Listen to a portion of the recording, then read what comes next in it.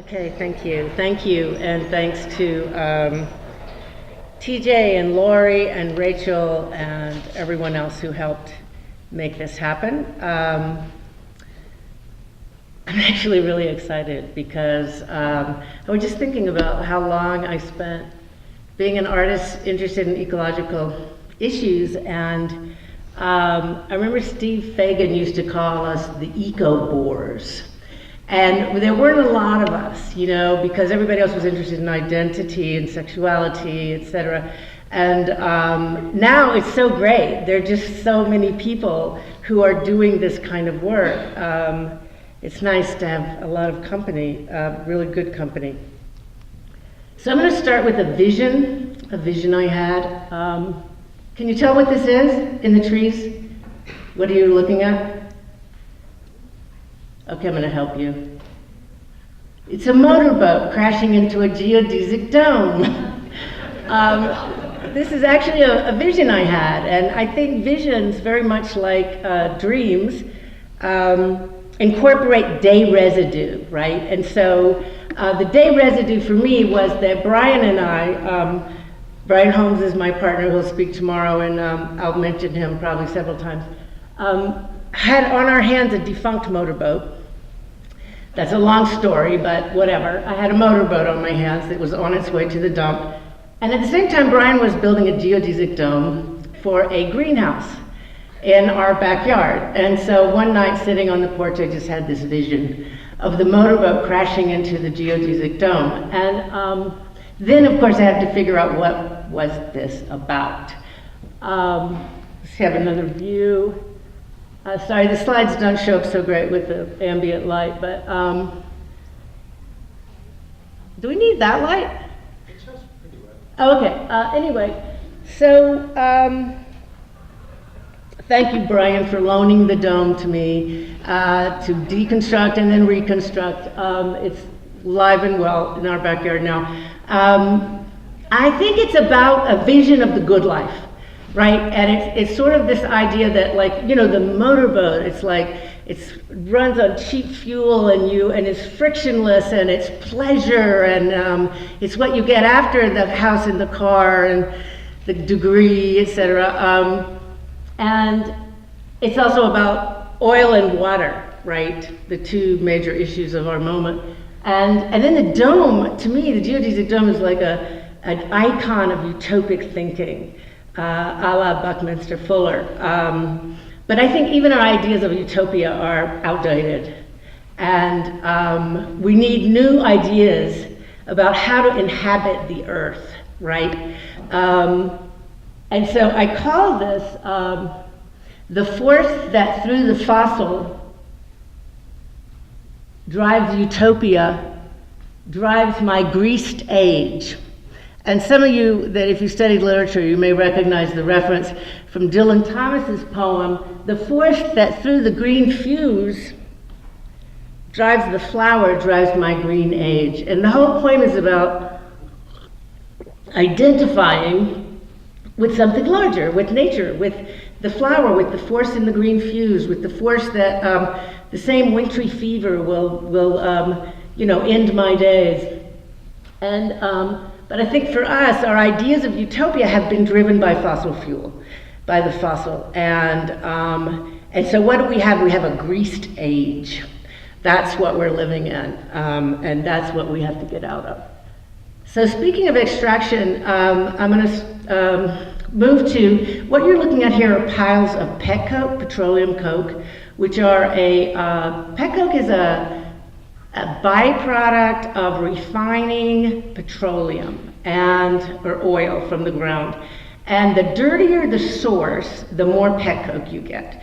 So this pet coke was made in a BP whiting facility just south of Chicago, where they process a great deal of the tar sands oil. And that, as you probably know, is really dirty oil, and it produces a lot of byproduct. It also burns much dirtier.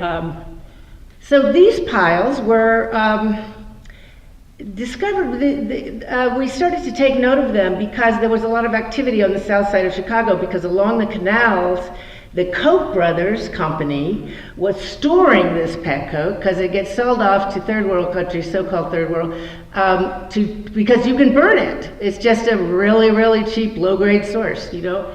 And so these black mounds were appearing on the south side, but of course they're neighborhoods down there.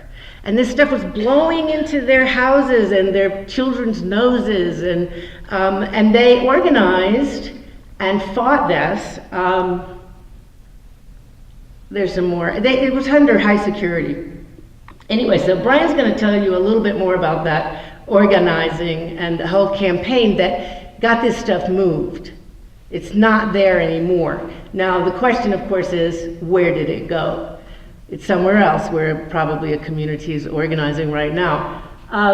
But see, I'm interested in materials, so I wanted some of this pet coke to make a project with. So I went down there one Sunday morning and found a hole in the fence and got a bucket of pet coke because I wanted to make, I'm an artist, right? I wanted to make something out of it.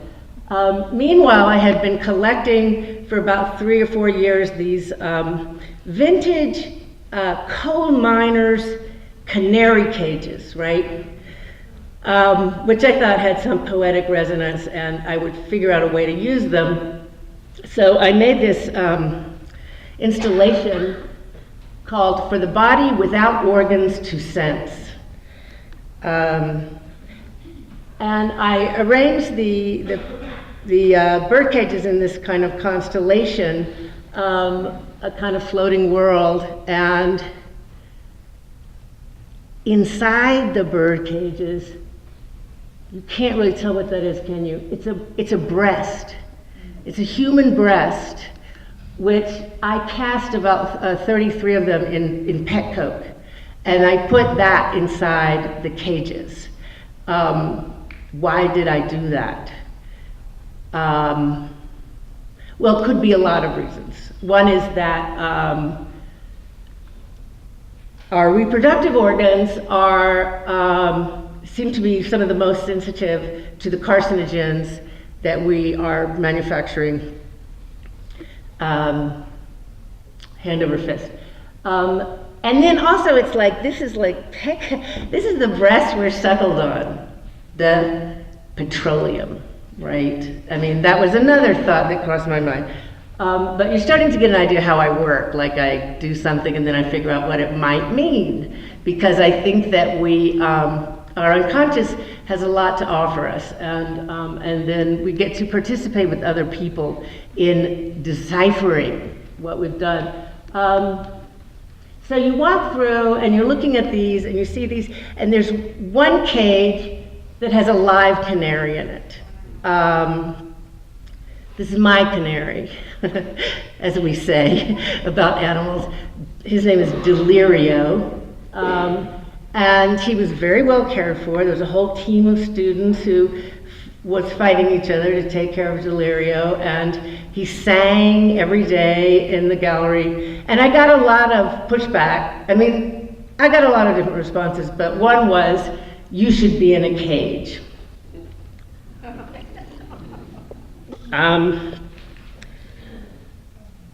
And I was not so easy to put Delirio in the gallery. This was in Chicago, so I could check in on him.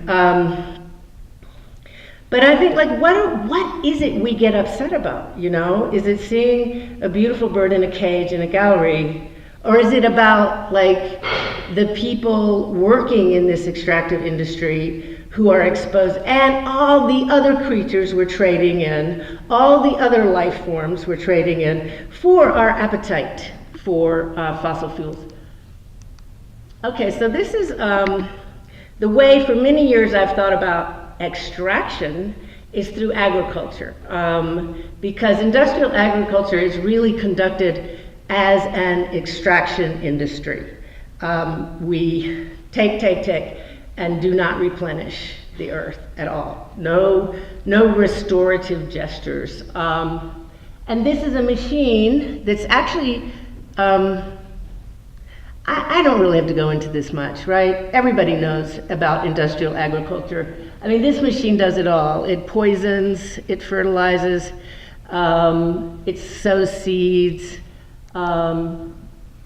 These are pictures I took at an agricultural trade fair in Argentina, which, so you get an idea of what goes into our agriculture, right? These big machines, chemical companies, right? Tanks to carry your poisons around in, other contraptions to, for the, what do they call them? The additives, what do they call them that you put in? Anyway, this is agricultural terminology.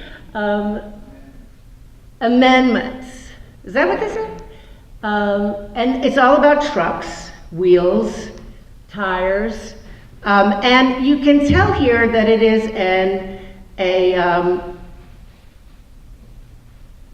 our agriculture is completely fossil fuel dependent, and banks, because you can't do this kind of agriculture without going into debt. It's a big,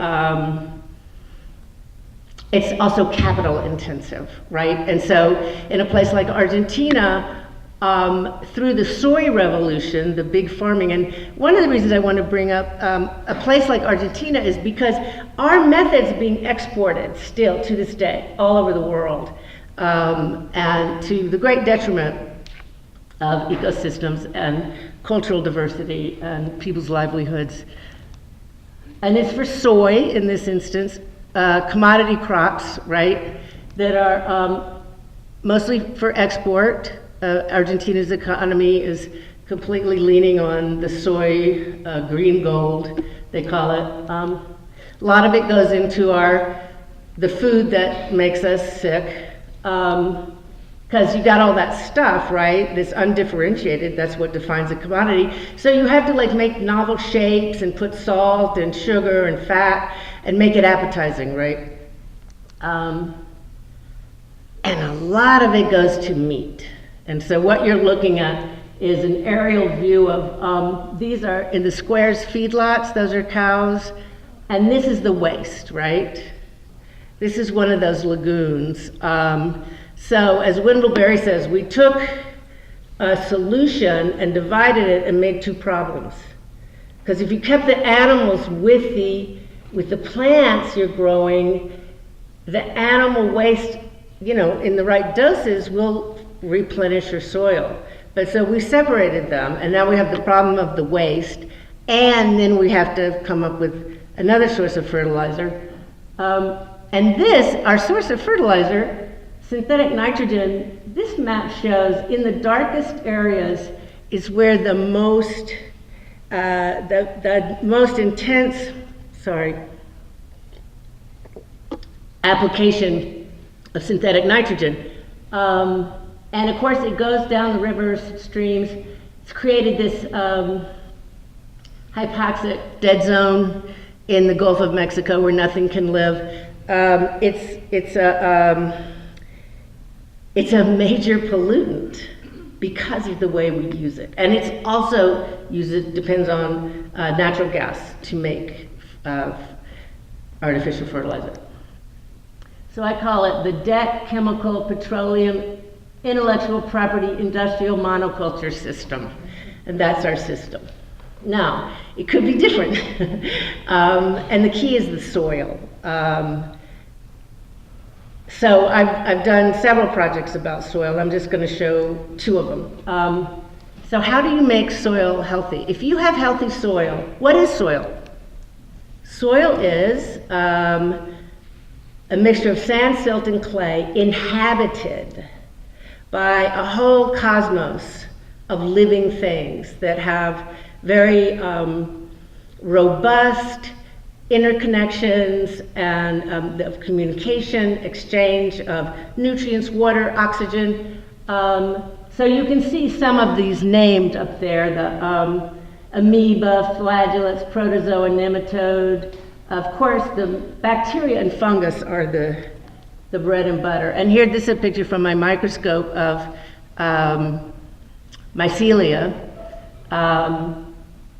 This is good, very good.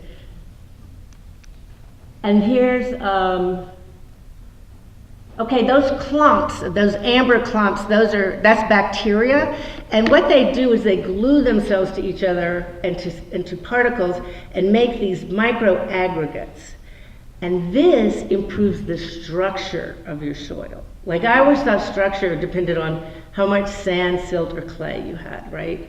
But it's the biology that perfects the structure. Because then you have cavities for oxygen and water. And there's a little micro arthropod. Wait, I just want you to see that. See, he's moving.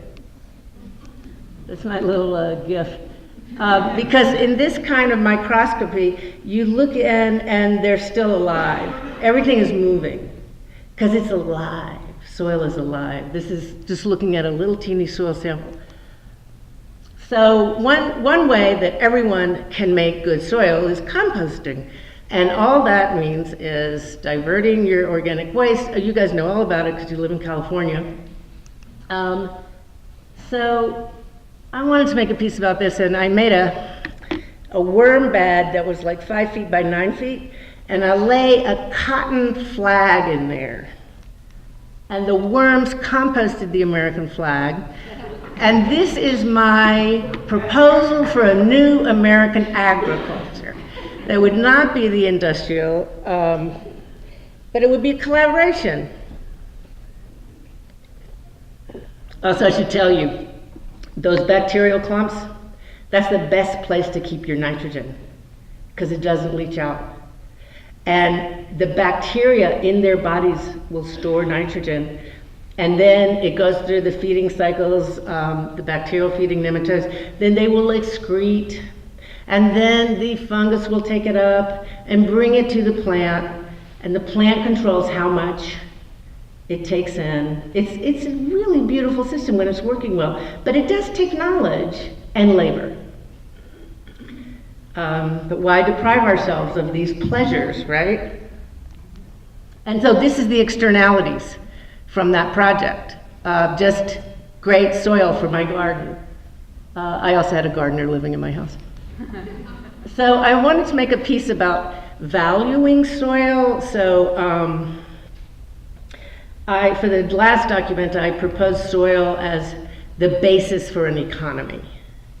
Like, you know, when people understand this idea, or maybe they don't, but we all think we do, they understand this idea of the gold standard, right? Where value of everything is pinned to this one substance, gold. And now we don't have a gold standard, and we don't have it's a fiat currencies, but effectively, the price of everything kind of rises and falls on the price of oil, right?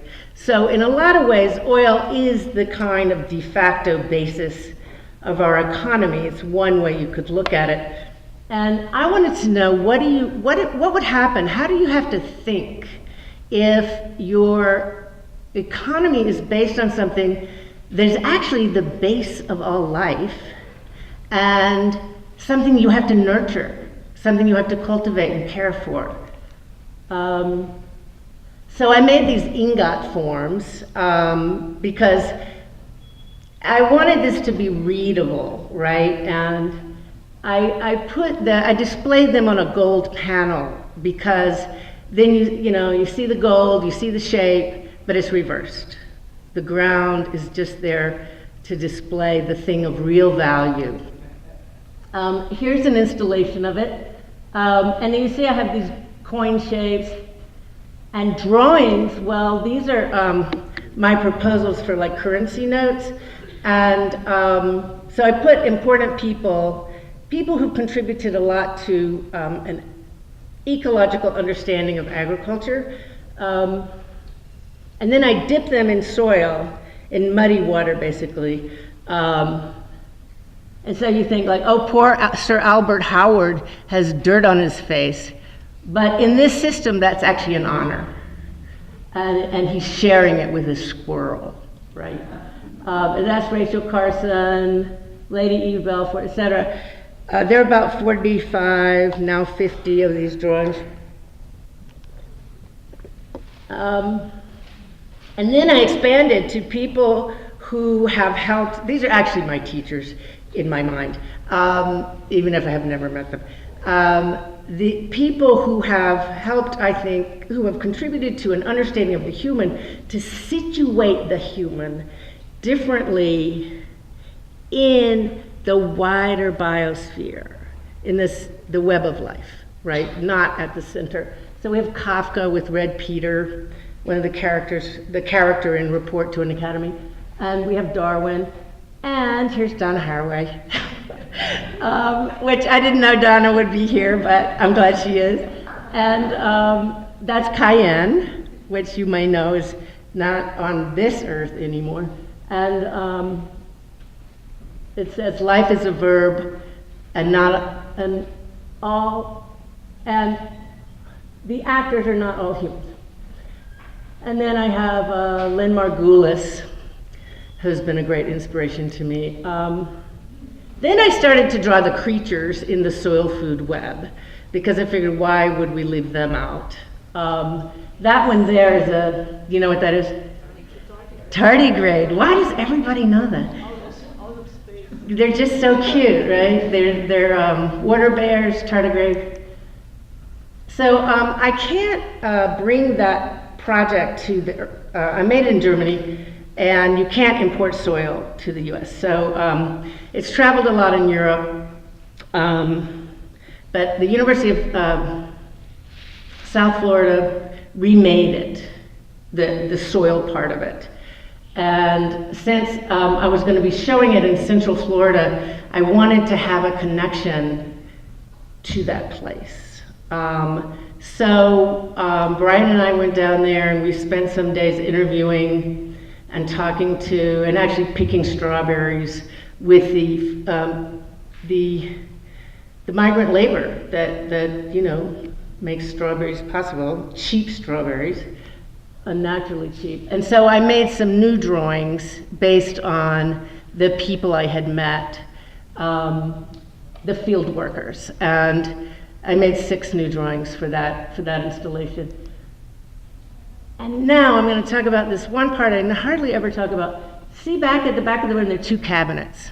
Well, the one on the left belonged to the Natural History Museum of Kassel, where I was showing my piece, and it's an amazing object. It's called the Reichelsdorfer Mountain Cabinet, and it's made in 1780 something.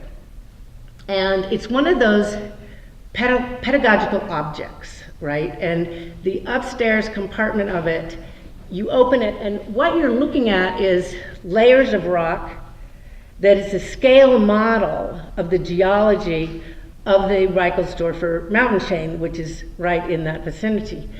And the reason they discovered all this stuff about geology is because they were mining. And that very dark little strip down at the bottom, that's the copper ore.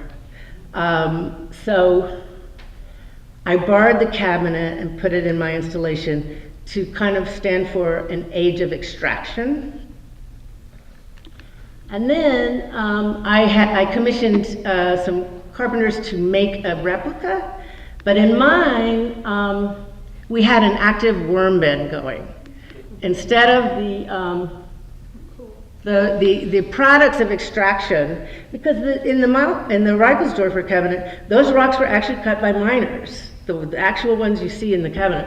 And so we were feeding for the 100 days of the exhibition, students were feeding kitchen scraps to the worms, and they were making soil.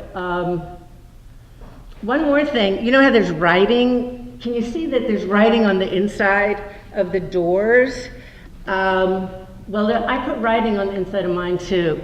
But what I was referring to is this phenomena of land grabbing. Just when you think there's not another colonial frontier, there is, right? Maybe you know that sovereign wealth funds, which are government funds, hedge funds, retirement pension funds, all kinds of investment products are investing in farmland. and all over the world, and mostly in countries where it's easy to kick people off their land. So a lot of it's in Africa, and a lot of it's south to south. It's not just the north exploiting the south. There's Australians buying and there's Australians selling, same with China, same with the Middle East is very involved in this. And so this is like a chart, and it has, what is it? The country where the land is taken, the name of the taker, the number of hectares, and then the projected crop. And they're all cash crops. And mainly what's happening is that small scale, what is often called subsistence farmers, are being kicked off their land. Of course, they don't have deeds. They've just had it in the family for generations. And to make food that's going to, food, like a lot of it's biofuels or feed for animals, palm oil, and it's not going to feed the people who just got kicked off their land. So it's something to be very concerned about. And it's, once again, it's the exportation of that industrial American set of methods. And then one more thing, I got this great room outside where was a garden. Is it 5 minutes? Okay. And this guy, Ben Furtan, the one on the left, was designing these vertical food growing systems. This is a prototype. So I collaborated with him. Very simple, very cheap. And this is the planting of the starts, and that's 6 weeks later. This is in Washington, D.C., and it's all food. Because I wanted to kind of address the fact that, like, well, you can make soil, but what if you don't have land? You've got to get very creative of, like, how you're going to find the space or make the space to grow food. I'm on the last one, good. Okay, so we heard earlier in Melitopoulos and Anderson's film, one of the women in Greece was saying, we are the forest. This forest that's being destroyed by this mining operation, it's destroying us. This friend of mine, Duskin Drum, who just wrote a PhD dissertation on the performance of petroleum in our culture, was explaining to me how, he's worked with a lot of the resistant nations in northern Canada who are blocking pipelines, et cetera, and they say, we're the caribou people, we are the caribou.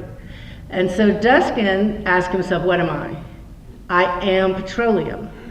And it's just a kind of provocative thought, like if we're thinking on those terms of what am I that's more than me? And here's another kind of microorganism. These are images of microfossils, the kind of creatures that were compressed in the earth and over a million years made oil, just waiting for us to come get it. That's what the Museum of Petroleum says in Texas. Just waiting for man to come and get that oil. For some reason, it made me very sad to think that we're burning the bodies of these little creatures because they're so beautiful and they represent such a spectrum of diverse forms and adaptations.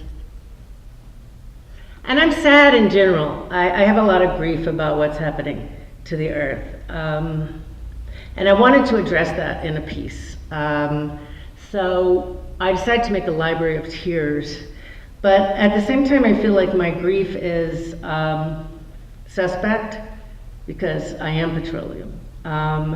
It's not enough to be sad, right? So I thought, like, well, I'll make this little library. We can put our grief over here, and then we can go out and agitate So I made these tier forms, and I worked with the glass blower, and a lot of them are vessels, and they have within them products and byproducts of the petroleum process. So there's pet coke, there's aluminum, there's sulfur, this yellow one.